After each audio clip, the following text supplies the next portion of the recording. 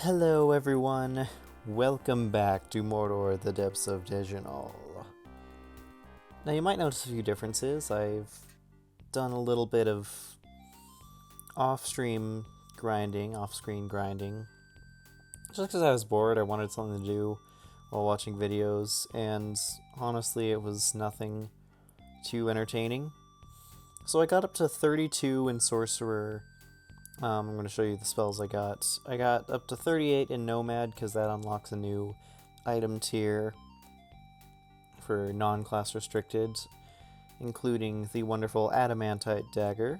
So if we choose to go deeper than level like 5 in the dungeon, we can still hit stuff. And I got Scavenger to 43 because, yeah, I needed a lower charm of opening, and it's getting to the point where it's giving me like 2 or 1 down per level. So that's starting to not be very efficient. Anyway, I wanted to both do some leveling in Mage eventually. I'm going to have to hit 56 in Mage at some point in time so I can take back the Guild Crest. And I actually want to do some Paladin right now. I know, right? The whole point of this was to be an elf paladin, so I might want to actually do that at some point. I think paladin's going to be my main job class going forward. Job class, look at me talking like a Final Fantasy person. Paladin's going to be my main class going forward, I believe, but we'll see from there. Girdle, let's bring in the bronze shields somewhere. Bronze shields. Can I equip that? Yes, I can. Okay. What's the white sash? Paladin 22. Okay. That's gonna be going back for a little bit. These bracers are Paladin 17. Paladin 9. Paladin 22. Yeah, we're not gonna be able to wear much of anything at this moment. Bronze bracers, probably equip those. I should have done this off screen, just the switching around, but whatever. I think that's probably gonna be good enough. You don't need the rest of that stuff because we have magic that's actually pretty good. Actually surprisingly good right now. Keep around my Dust of Healing because that's useful. But yeah, if you'll see, usual buffers. Leprosy's at 11. Sight Veil's at 3. Feather Essence at 4. But the big note here is our resistances. 5, 5, 5, 9, 9, 9, 9, 13, 17, 18, 19. And then as for the top tier sorcerer spells, we have Burning Air, which is 149 points. It's 4 groups, 14 monsters max. Sphere of Flames, 1 step down, 4 groups, 10 monsters. For electrical, we have Electric Field. In all honesty, Static Mesh is what we're probably going to be using if we use electric. Hey, Arctic Storm for cold. And Paralyzing Death for elemental. It's paralysis element. Yeah, we got some fun stuff there. Fun spells. Anyway, time to be a paladin. Let's do good things. Music in town died out. Now, I don't really have to throw on all my resistances if I'm not going deep in the dungeon, but I'll throw on Feather Essence and Sight Veil just because it's always good to have. Oh, you also might notice I max out all my stats. Charisma surprisingly high for an elf. surprisingly high. It's 23, which is normal. Why am I surprised by that? I don't know, because strength is 20? Maybe? Yeah, that strength is awful. That is one of the biggest downfalls of being an elf, is that your strength sucks. Yeah, anyway, my life's been kind of crazy. Do I have work? Do I not have work? Any given day that changes. It's... whatever. So I've been a little busy, so I haven't been able to make videos and play Mordor in a while. But whatever, we do what we can. Go forward, live forward, and eventually we figure stuff out. Man, I am doing no damage. I feel like the damage calculation has something to do with your level in your current class. Because, like, it is so unusual for me to, like, not kill, what was that, a kobold in a single hit? Oh, I actually have a quest for level 5. As the earliest I can get a quest, I get one. Congratulations, I finished it. Yeah, things are going great for me right now.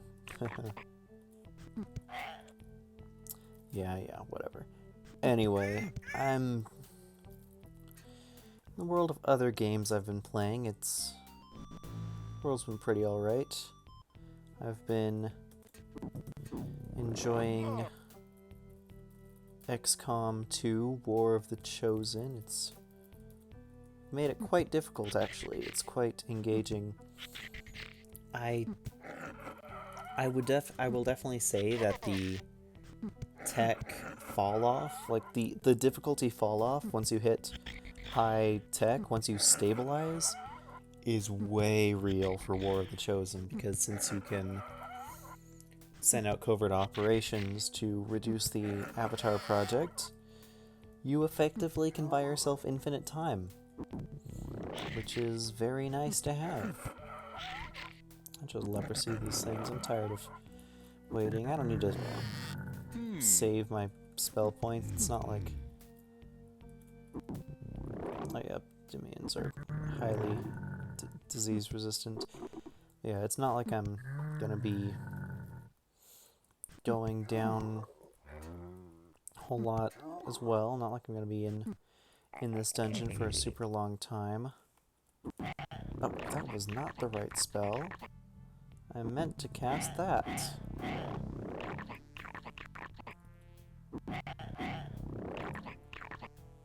Weird. It still counts the group 2, even though group 2 doesn't exist. And it's 3 groups that it affects. That's kind of sad. Well, that'll give us our level up and get us near Pin. So even though there weren't the slave drivers there, that's fine. This is really like the fastest leveling route for like low to middle levels that I've found, is just hitting up the slave pits and killing all them and doing fun stuff like that. And if you can get trap chests that you can unlock, so much the better.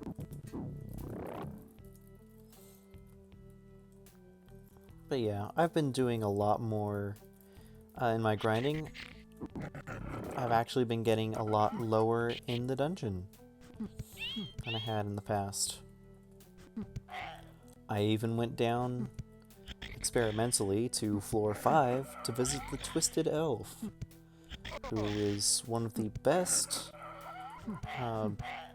mid-level enemies to target, because he has an entire set of rings he can drop, and they're all rings that cast middle to high level spells. It's all like the second step down from the top tier. For instance, there's a ring that casts Hailstorm. There's a ring that casts Thunderbolt. There's a ring that casts Drain Touch. And these are all at spell level like 60 or 90. And they all have like 25 charges each. There's a ring that casts Teleportation. And in fact, that's another reason why I leveled my Nomad level to... Oh, I'm pinned already. That was quick. Yeah, that's another reason I leveled Nomad to 38, in addition to it being insanely fast to level. Because that level gives me access to rings. I have access to magic rings, and I'm going to show you those after I kill the Goblin Lord again and break into his stash. Oh, I need to defeat an Aboleth? Okay, I'll do that real quick. Yep, I should probably come flying and invisible.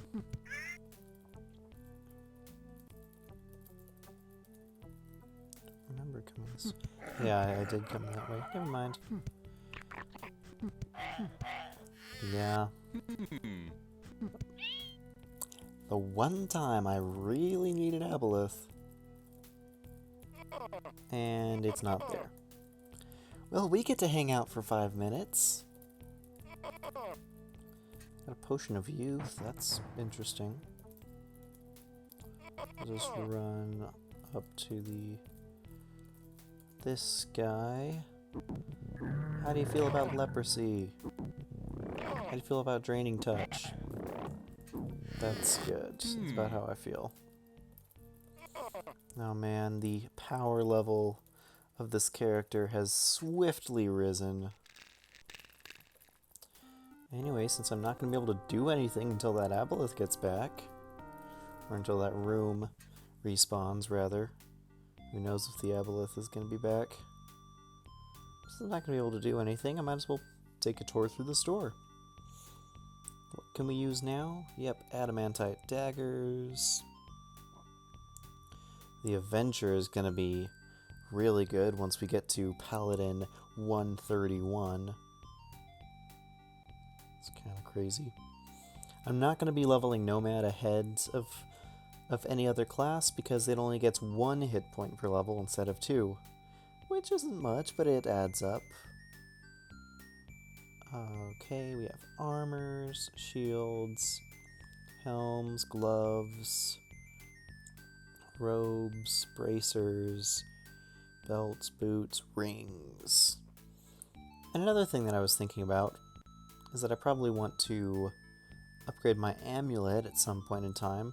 I'm using Ultra Vision, which is nice, but because I can cast See Invisible for 3 spell points, I'm thinking that the amulet slot might be worth more than those 3 spell points most of the time.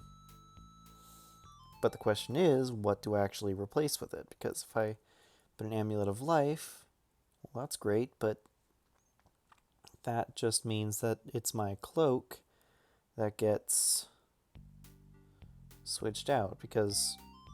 And what else would it switch out to? A Cloak of Invisibility? Maybe. Maybe. But then that just overwrites Sight Veil, which is the same thing, the same problem.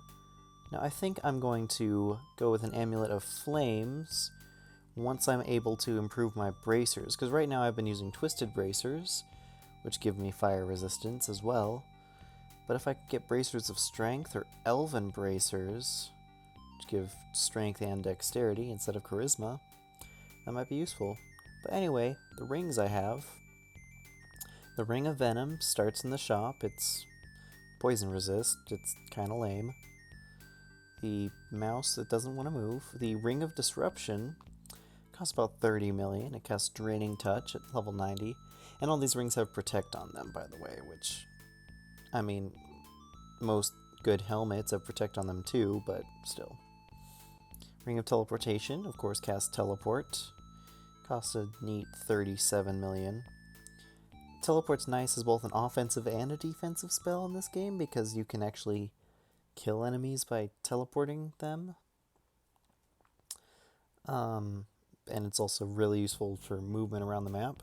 And a Ring of Defending, which just gives me Protect and 6 defense, which I don't know how much that does in the calculation. I don't think it's all that important. I think I'd honestly rather just have the shimmering ring and not worry about it until I can get a decent spellcasting ring. The problem with the spellcasting rings is look at them. They're super expensive. So my hope is that I find one that I can use, which would mean I find one that's good aligned. That is gonna take a little while before it happens. Well, it's been almost 5 minutes. Let's sell all the items that I have. If the mouse wants to cooperate. That's the problem with the mouse that I have right now. I don't know why, but it just doesn't want to move sometimes. It's just like, nope. It's not even that it's asleep or anything. It just doesn't want to do anything. Okay. That's another, let me guess, 2 million, 3 million. 3 million and change. Nice. But yeah, that is just what Mordor does to you sometimes. Oh, you wanted to kill the aboleth? Well, the aboleth isn't home right now. And so leave a message, I guess. Guess we can go up to the slavers and pin while we wait.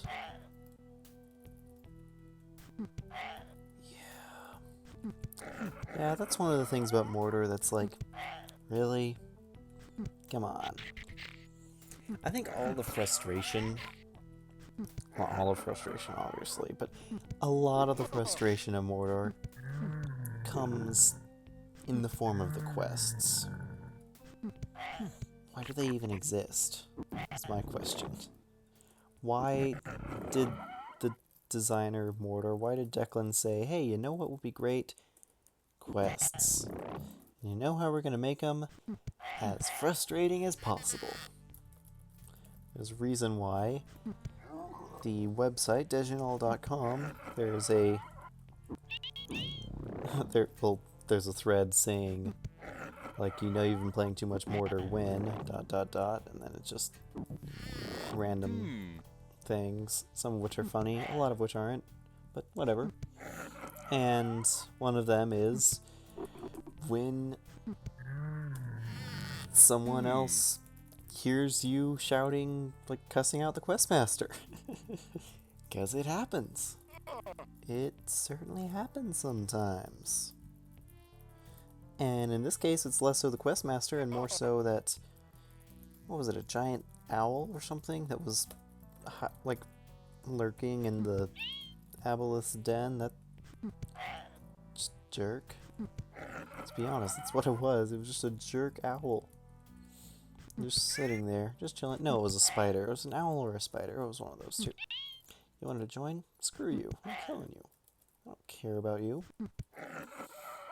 Oh, that's one thing about having such high charisma, is that so many monsters just want to join.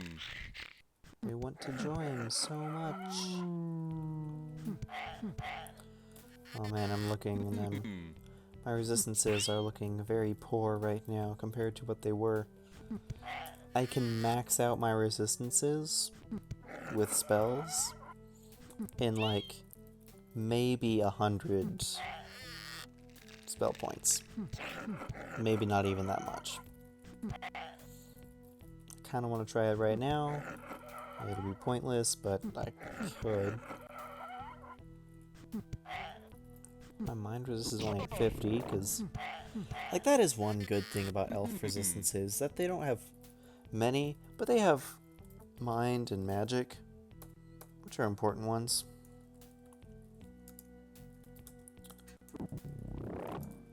And they have them at decent levels too.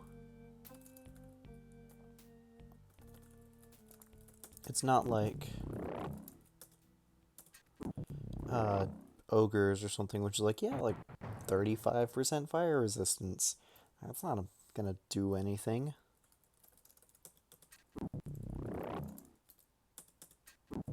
And for some reason, electrical resistance instead of resist electricity, and mental resistance instead of resist mind. Mental resistance I kind of get. Electrical? I don't know. But yeah, not even... I guess if we want to max out resist magic, then we can have all our resistances in that top left corner be high, except for disease and poison, which really don't do much of anything, it feels like. I mean, I guess it supposedly reduces the chance that you get poisoned or diseased by monsters, but... What the heck? Okay, I'm just gonna off-screen this, because I am not surrendering this quest for no reason. But I'm not gonna make you sit through another 10 minutes of waiting. So, thanks everyone for showing up. Thank you for watching this short, but it's a Mordor video. Yeah. Well, thanks for showing up. Thanks for supporting me. YouTube's changed their system, and now it's like, hey, instead of being like, we'll monetize you, but we won't pay you anything until 100, maybe that is still the same thing. They're like, yeah, we're not going to monetize you until you have at least 10,000 overall views on your channel, which, I mean, makes sense, I guess. You don't want to have to worry about monetizing all these little channels that are literally going nowhere. But it also means that I need to get up to 10,000 unique views. And I'm almost to 9,000. So that's good. Anyway, I'm gonna go sit in a corner of the dungeon. This corner to be precise. And wait for 10 minutes for this aboleth to show up. Thanks for watching, everybody. This has been Mordor, the Depths of Dejenol, Holy Crusade. I've been with Roseneth, and I hope you have a wonderful day. See you later.